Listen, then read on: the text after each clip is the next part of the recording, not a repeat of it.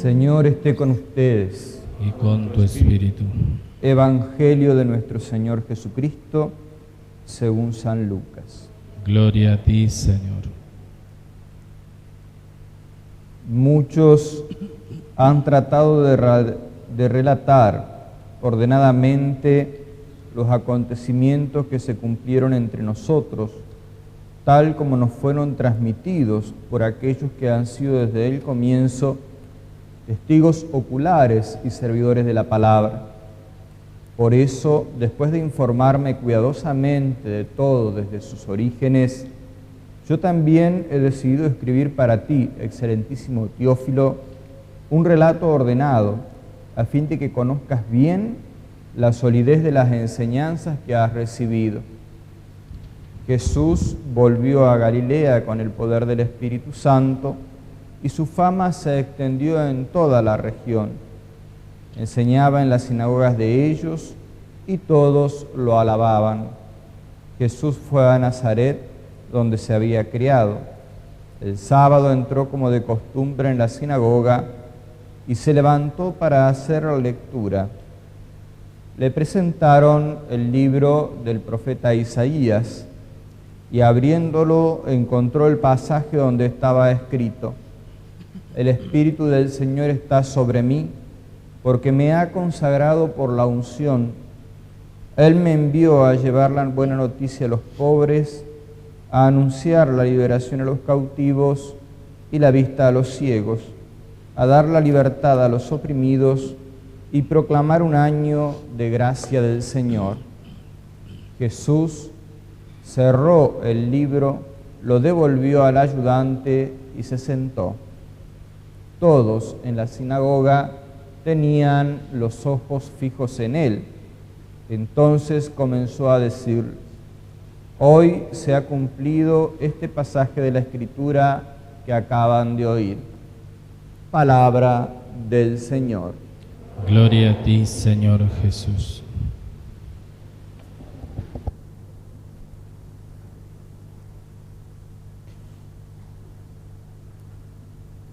Como muy bien lo viene señalando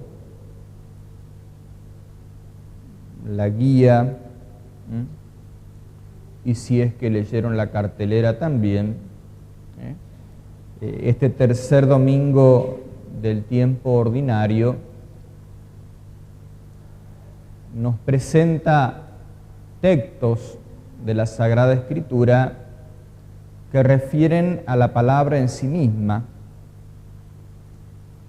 En la primera lectura encontramos un texto del Antiguo Testamento que nos presenta a Esdras. ¿Se acuerdan quién era Esdras, no? Junto con Nehemías.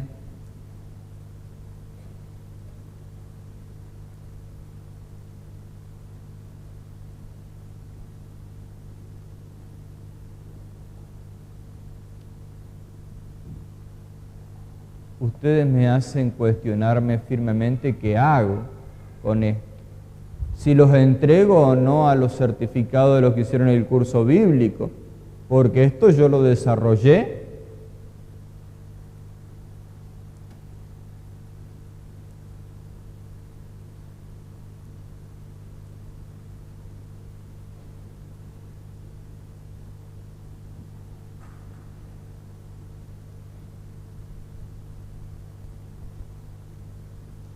Esdras y Nehemías fueron aquel sacerdote y aquel hombre encargados de reconstruir la ciudad de Jerusalén después de uno de los destierros, y que una vez que han reconstruido el templo, el sacerdote en una tarima proclama la ley. La ley es la Torá, es el Pentateuco, los primeros 5 libros de la Biblia. Ya no les voy a preguntar cuáles son esos primeros 5 libros de la Biblia, porque hace casi 4 años que venimos. Bueno, fíjense, dice que esta proclamación de la palabra y esta exhortación de parte de Esdras duró desde la que salió el sol hasta el mediodía. Bueno, cuando se quejan que el Padre Carlos es largo en las homilías, piensen si les tocaba vivir en tiempo de Esdras. Pero lo importante, más allá de lo anecdótico, es que la palabra de Dios, cuando se la escucha con apertura del corazón, conmueve y mueve.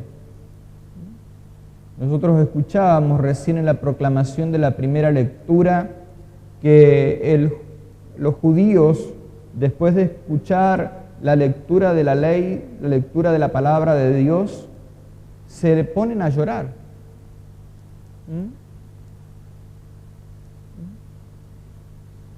E inmediatamente el sacerdote que le dice, no estén tristes,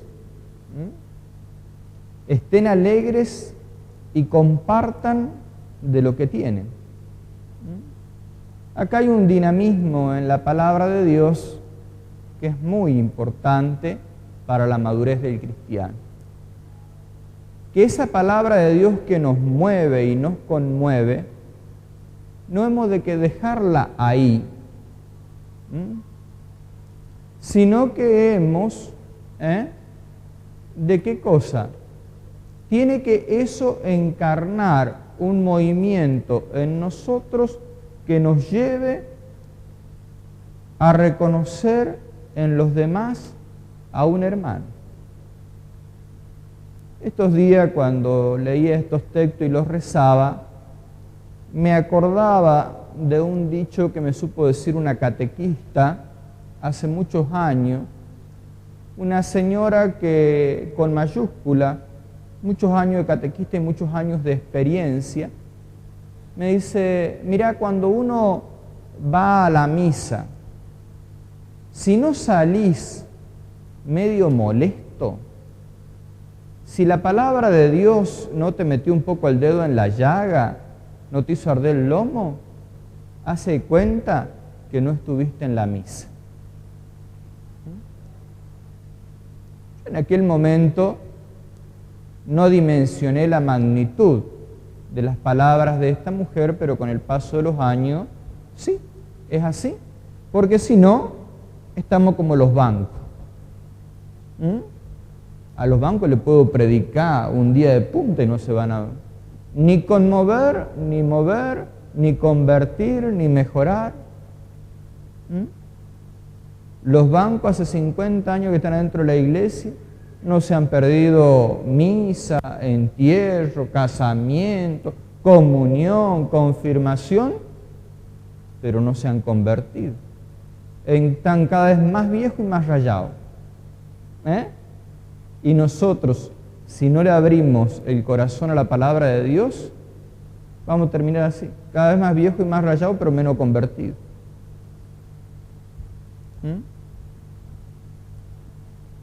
La palabra de Dios siempre, fíjense lo que dice el autor, muchos de los autores de los libros de la palabra de Dios, no de la Biblia, es como una espada de doble filo, o sea, que donde entra, corta.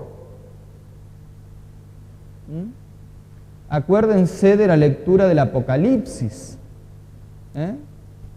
Era una espada de doble filo la palabra que dice en aquella visión que tuvo Juan. ¿Se acuerdan, no?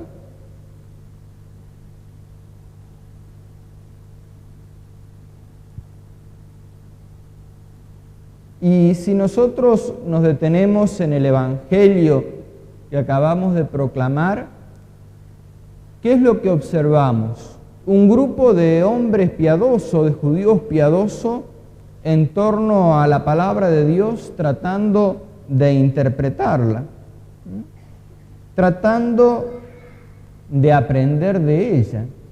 Pero claro, el problema fue que la palabra les decía lo que ellos no querían escuchar. Y por eso les causó escándalo Jesús les revelara quién era, después de leer ese texto del profeta Isaías. El conocimiento de la Sagrada Escritura, si es un conocimiento fidedigno, necesariamente nos empuja a la acción. ¿Por qué? Porque en las páginas de la Sagrada Escritura, en la historia de la salvación, vemos que es la narración de la acción de Dios en favor nuestro. Eso es la salvación. La acción de Dios en favor nuestro. Y que nosotros, la comunidad de los discípulos de Jesús, somos los continuadores de esa misión. Entonces, necesariamente, hemos de ponernos en movimiento. ¿Me explico, no?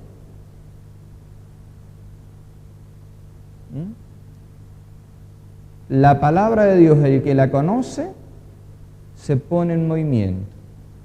La palabra de Dios es fuente de vida. La vida tiene movimiento. El que no se mueve más es algo inerte, algo que está muerto.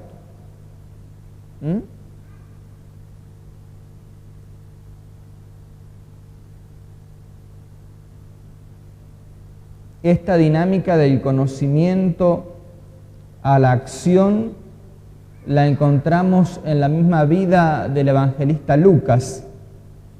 Nosotros acabamos de escuchar el inicio del libro del evangelista Lucas, en donde él mismo cuenta que escribe después de qué cosa.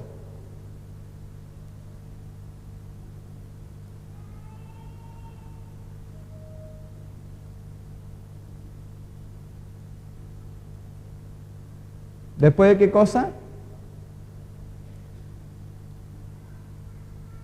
De cerciorarse, de investigar y de ordenar, de ver cómo, en qué orden sucedieron los hechos, y entonces escribe ese plan de salvación de Dios, escribe esa versión del Evangelio para un tal Teófilo. Nosotros, si vamos a las páginas de la Sagrada Escritura, vamos a ver que inmediatamente Lucas es el compañero de viaje de San Pablo en muchos de sus viajes apostólicos. Yo busqué, para que ustedes no tengan duda, y lo pueden buscar al Código Muratoriano, es un escrito del siglo II, que está en la Biblioteca Ambrosiana en Milán. Se llama Biblioteca Ambrosiana porque viene de San Ambrosio, que fue el primer obispo de la ciudad. ¿Y se acuerdan que el que lo bautizó San Agustín?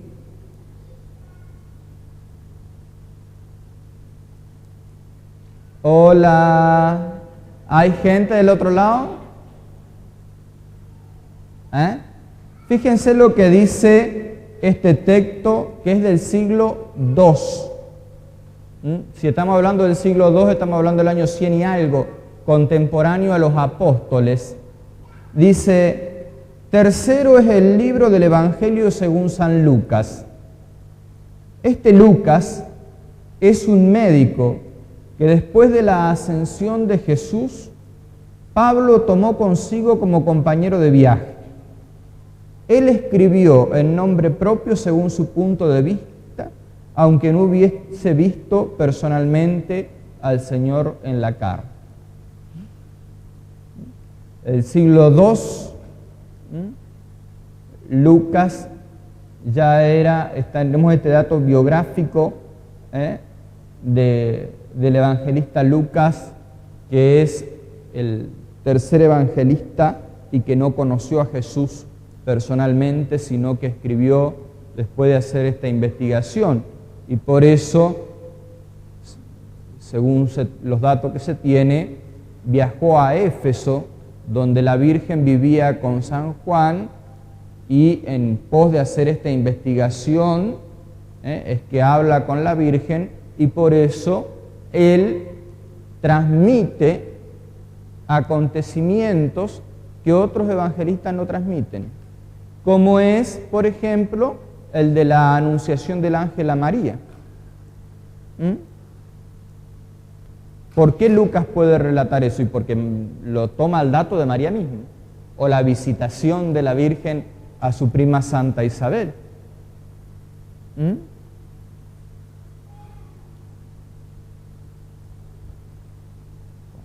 ¿Me van a escuchar hablar de San Lucas? Todos los domingos. Porque en este ciclo litúrgico C, nosotros domingo a domingo vamos a ir desglosando el Evangelio según San Lucas. En el A leímos el de Mateo, ¿se acuerdan? En el B el de Marcos. ¿Sí o no? Y sí, al loco cogerlo para lo que dispara nomás después. Ahora, en el ciclo C, leemos al evangelista Lucas.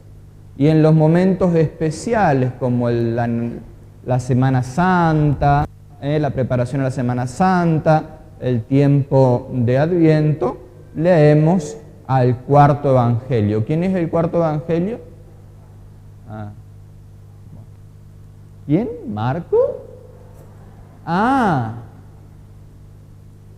Cualquier momento hago mi valija y me voy a cuidar las vacas, porque me parece que tratando de enseñar la palabra de Dios, vamos de mal en peor. Yo les voy a continuación 6 palabras, anótenla, porque todo el año vamos a volver sobre estas 6 palabras. El cardenal Gianfranco Ravasi, que es un gran biblista, pone estas 6 palabras como los 6 ejes en torno del Evangelio de Lucas. Son menos palabras que los números del número documento. Y tienen que saberlo mejor que el número documento. ¿Estamos? La primera es Jesucristo. Que tiene claro Lucas y presenta, es el centro de la historia de la humanidad y el que le da un sentido y finalidad a la historia. La segunda palabra es amor.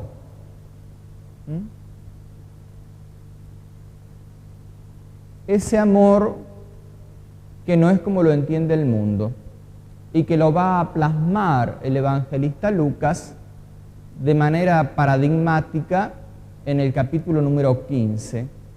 El capítulo 15 de Lucas es el capítulo que habla del amor de Dios, de la misericordia de Dios a través de 3 parábolas. La parábola del hijo pródigo, del padre misericordioso, la de la viuda que ha perdido la dracma y la de la oveja perdida.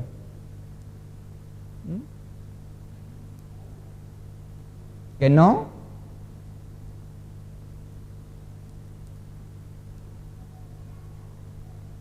Y finalmente va a ser como resumen del tema del amor el capítulo 6, versículo 36, sean misericordiosos como es misericordioso vuestro Padre Celestial. Qué lindo, ¿no? En este año que estamos en el año de la misericordia, que tengamos presente esto, Fíjense cómo Dios hace coincidir las cosas. El Evangelio de Lucas, que tiene como uno de los elementos fundamentales ese amor misericordioso de Dios en el año de la misericordia. Y que tras mostrarnos la misericordia de Dios, nos manda a ser misericordiosos como es misericordioso nuestro Padre Dios. Capítulo 6, versículo 36. La tercera palabra es alegría. San Lucas usa 5 verbos distintos en 27 pasajes para hablar de la alegría.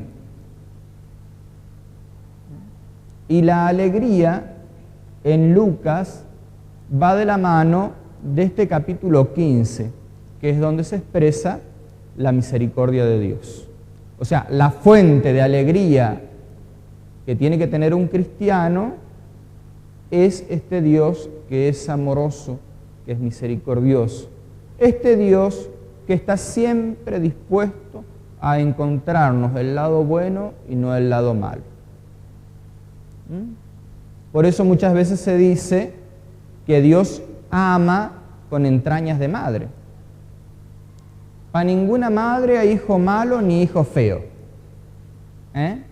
Ay, qué lindo. Bueno, sabes si lo tira para arriba y vuela porque parece un murciélago, pero para la madre es lindo. ¿Ven?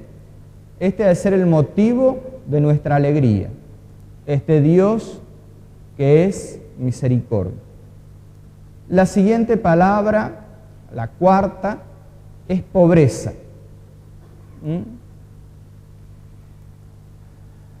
Él es el que narra la parábola del pobre Lázaro y el rico Epulón.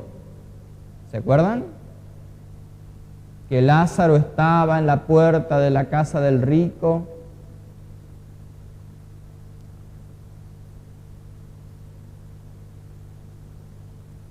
Miércoles, que vamos mal.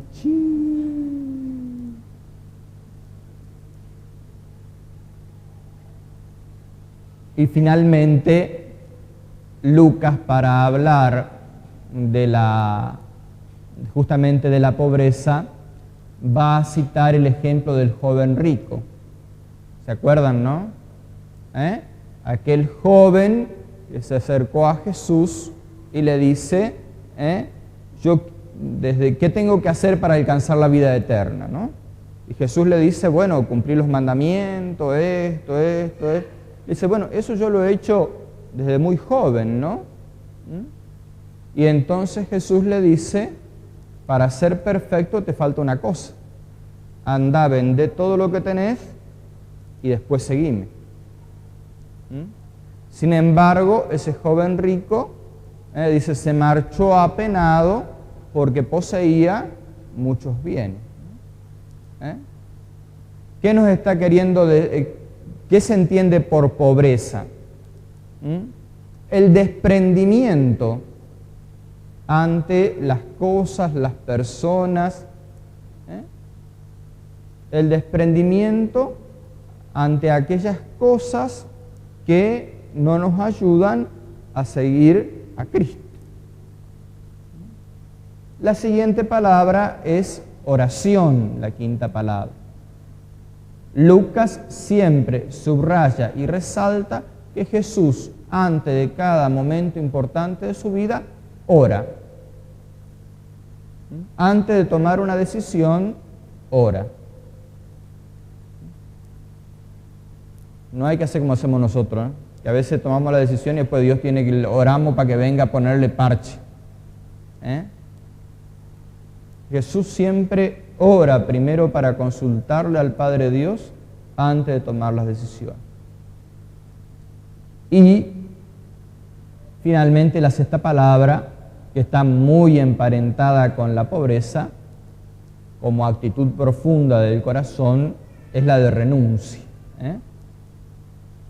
Acuérdense lo que dice Jesús, el que pone la mano sobre el arado y mira para atrás, no sirve para el reino de Dios. O sea, hay que renunciar, ¿ven? Está este concepto del desprendimiento para seguir a Cristo. Bueno, queridos hermanos míos, que con estas herramientas que acabo de darles, en este ciclo litúrgico que estamos comenzando, podamos conocerlo mejor a Jesús. No conocerlo, acuérdense, por lo que otros nos digan de Jesús. No conocerlo por chisme. Conocerlo personalmente. no la idea de lo que yo me parece que Dios es, sino conocerlo auténticamente a ese Dios que nos lo revela Jesucristo y que está plasmado buena parte de su vida y sus palabras a través de la Sagrada Escritura. Porque entonces en la medida en que lo conozcamos, vamos a poder darlo a conocer. Porque si intentamos enseñar algo que no conocemos, lo más posible es que terminemos siendo, como esa expresión bíblica dice, un ciego no puede guiar a otro ciego porque los dos se caen juntos en el pozo. Y para esto, mis queridos hermanos, y voy a insistir hasta el último día que esté entre ustedes, se necesita apertura de corazón y humildad para hacer el camino de conocerlo cada vez más a Cristo, de pedirle que nos conceda la gracia de conocerlo. Discúlpenme la chabacanería, pero el que se cree que ya sabe todo está frito. Los contemporáneos de Jesús no lo reconocieron porque ellos habían hecho una idea de lo que Dios debería ser y desconocían la Escritura. Jesús viene todos los días a nuestro encuentro. Que no nos vuelva a pasar lo que le pasó a aquellos compoblanos de Jesús que no lo reconocieron porque tenían una idea distorsionada del Hijo de Dios. Ave María Purísima,